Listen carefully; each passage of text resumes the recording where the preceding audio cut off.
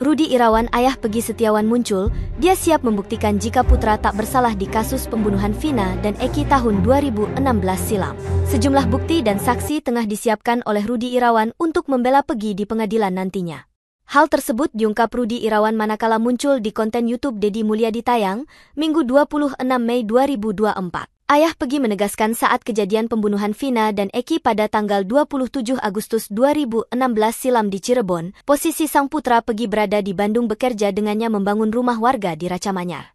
Pegi di proyek ngumpul sama anak-anak, saksinya banyak, mereka teman kuli Pegi juga siap bersaksi, dan yang punya Pak rumah bernama Pak Agus siap juga bersaksi, cerita Rudi kepada Deddy Mulyadi. Lebih jauh, Rudi mengaku Pegi sempat curhat kepadanya saat rumah di Cirebon sempat gerebek polisi pada tahun 2016 terkait kasus pembunuhan Vina. Dia curhat, "Kenapa saya ikut terbawa-bawa kan saya di Bandung?" Ujar Rudi mengulang pernyataan Pegi kala itu.